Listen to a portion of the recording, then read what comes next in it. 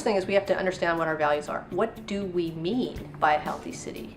Is a healthy city just a place that has nice parks, a place that has good traffic flows, or is a healthy city also a place where people have the economic security to create a better future for their kids? And I would argue that that's the definition of a healthy city. We have to have all of the amenities that everybody thinks about in terms of parks and open space, good schools, and exciting retail opportunities. But at the end of the day, what we really need is a good, stable middle class. So what should the real estate community do to build a healthy community? Actually think about the future of their city. Think about what they want it to look like in 30, 40, 50 years. Who will be their customers? Who will be buying their product?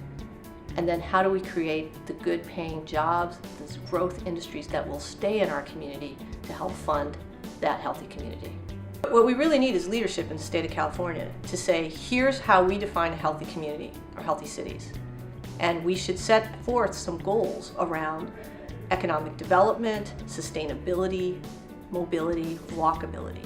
Set forth those goals and then create a pool of money available to cities and communities and regions and say, if you want this money, you need to have a comprehensive, integrated plan that articulates how to get there. And then you can compete for this money.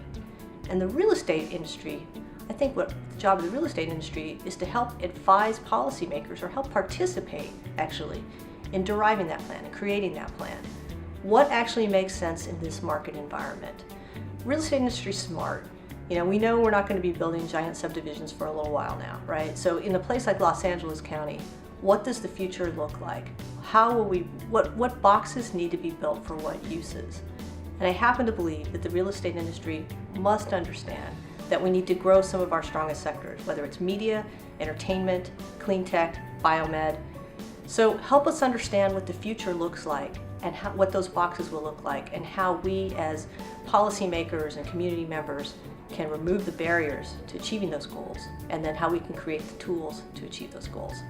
So if I had to say what's the one thing that I would legislate or mandate of the real estate community if I was the governor, I wouldn't mandate, I'd just ask, participate, engage in the thoughtful planning of your community for 30 years from now, and not just for the next quarter or the next year or the next development cycle, but for the next 30 years.